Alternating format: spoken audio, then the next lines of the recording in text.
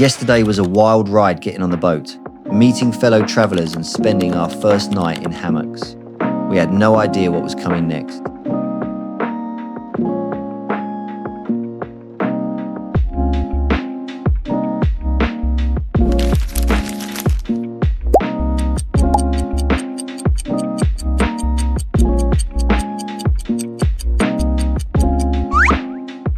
We woke up to the soft rumble of the engine. Our boat was back on the move, cruising deeper into the heart of the Amazon.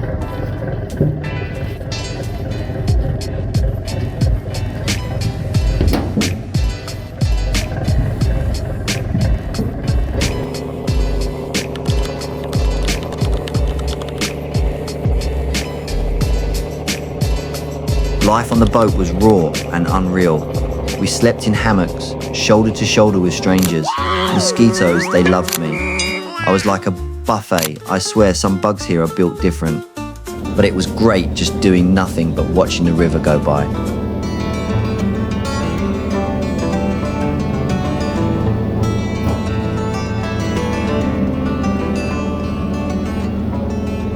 And the toilet, let's just say, it was more of a survival experience than a comfort break. But you know what? I survived. Not bad for a city guy, right?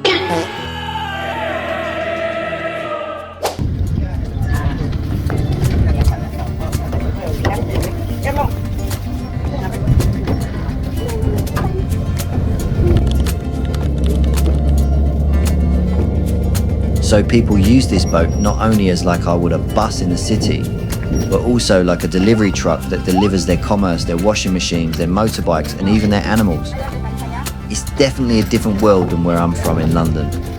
So this boat wasn't just for travel, it was a floating lifeline for many people along the river.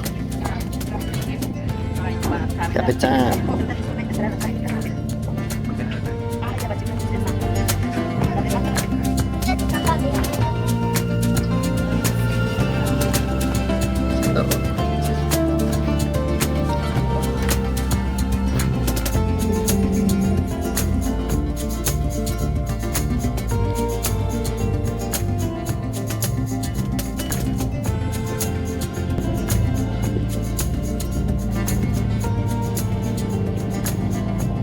Say hello.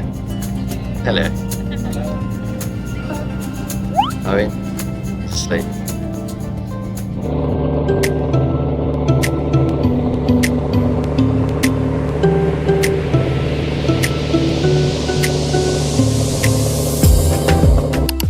We stopped at random muddy shores where locals waited with kids and dogs ready to either pick up supplies or hop on board.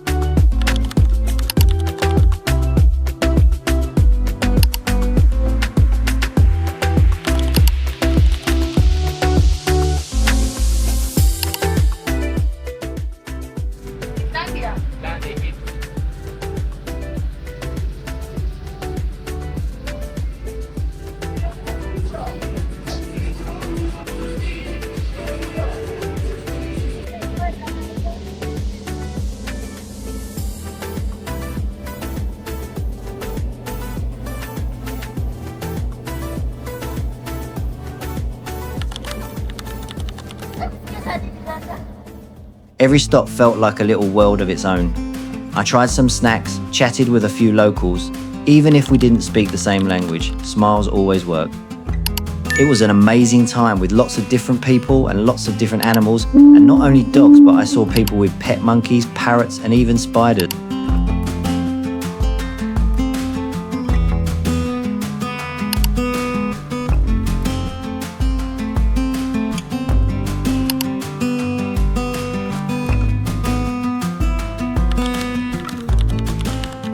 We walked around the residential area along the riverbank. The people here are quite friendly. The living conditions are still difficult. The food is probably not very diverse, but the people here seem quite peaceful. Best friend. Sorry, Sorry, what must we interrupt there? what are you two doing? Bestiality. You dirty dogs. What do we say? Dirty dogs and cats. Pan species sex. Guys, they were just playing.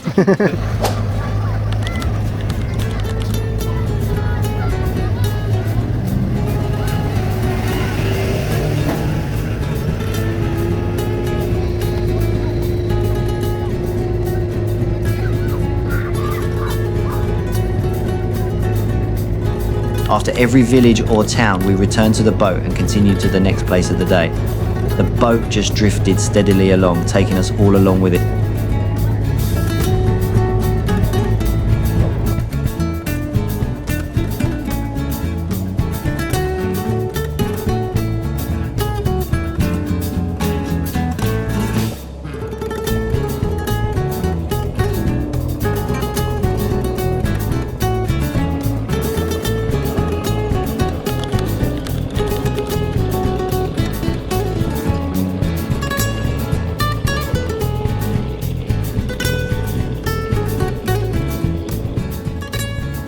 As the sky dimmed and the river turned golden, it was time for dinner, jungle style. We gathered around in our little corners, chatting with fellow passengers and sharing stories with gestures, smiles and whatever broken Spanish we could manage. Did you wait too long? Tell him that you love him, but he's already gone, darling. Did you make two wrongs? Know that daddy never made a right before, darling. You were never made to be the judge. The food, well, it wasn't exactly gourmet. Let's just say it had a unique flavour, which was unfamiliar, but filling enough to keep us going through the night. And me, I was craving something sweet, a slice of cake, a donut, anything. But clearly I was dreaming too big for the middle of the Amazon. Though at the bottom of the boat you could buy some food from another guy who had a little bit more, shall we say, protein on offer.